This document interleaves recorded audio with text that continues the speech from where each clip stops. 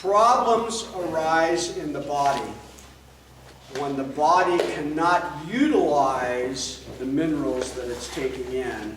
And if it's taking in dead food, which a lot of store-bought food is, whether it be vegetables that are growing. You ever seen the fields over in the San Luis Valley? They're like sand. So they have to put like a lot of chemical fertilizers on them to grow anything, okay? But the body cannot utilize those trace minerals and vitamins unless it's getting it from the food.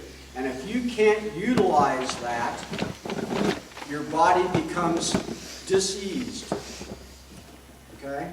It's like that guy said, my healthy plants never really seem to be bothered by bugs, okay?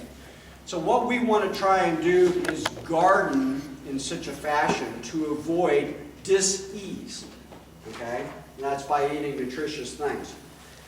Probably the single factor in causing compromise to the body is our body's pH, okay? We like to be just like, what's our percentage of water in our body? 70%? Water is 7 on the pH scale, just right smack dab, just about in the middle, as close as you can get. Ideally, we would strive for a diet by growing greens that it will enable you to moderate your pH factor. It's a little hard to test it on the blood, but you can test it on the urine, you can test it on the saliva really easy. So what we're looking for is something between 6.9 and 7.1 or 7.2 or something like that, okay? Anytime you go up the scale that way or go down the scale that way, you're allowing your body to become diseased, okay? So that's something to pay attention to when you're gardening.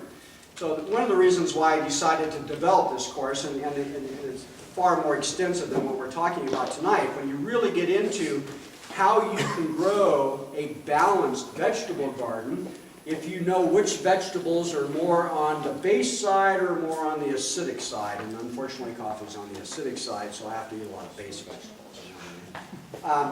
And alcohol and a few other things, and we'll get into some of those. But the swings either way, okay, really cause that.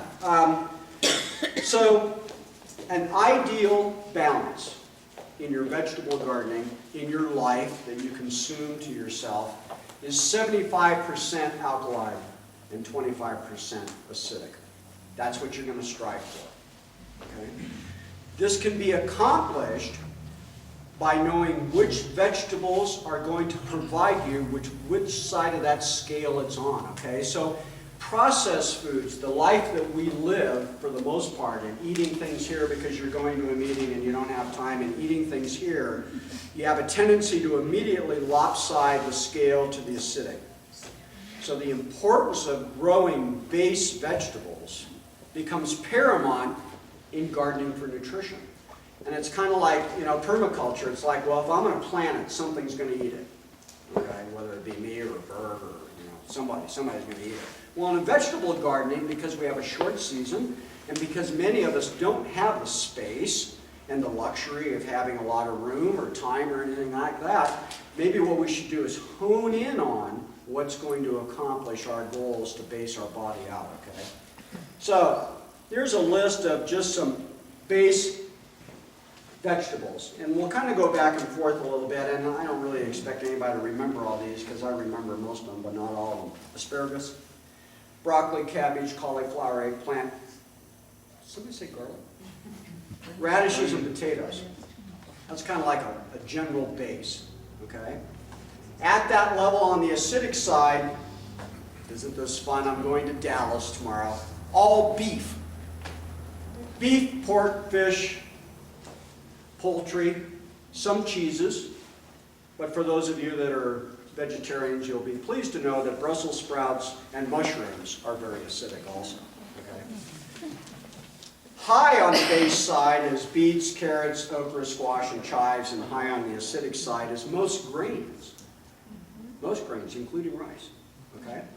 So there's that balance. We're not saying you can't eat this and you can't eat that, because what happens if you move to one side of that scale or another?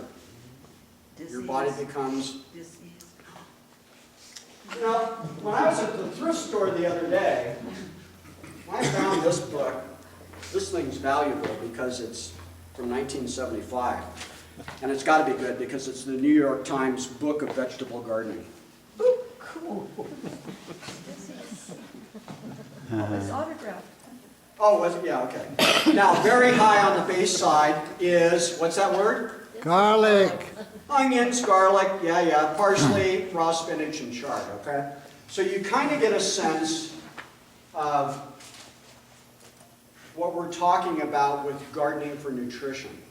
There are great resources for honing in on body types, blood types, so that if you need a therapeutic boost, let's say your body is really at disease, there are opportunities out there for a therapeutic garden. If we have the opportunity to grow, let's grow something that's going to center us and take that opportunity to connect with our food, and that'll enhance things in and of itself, as opposed to just mindless going along and picking it as it comes off the store and such like that.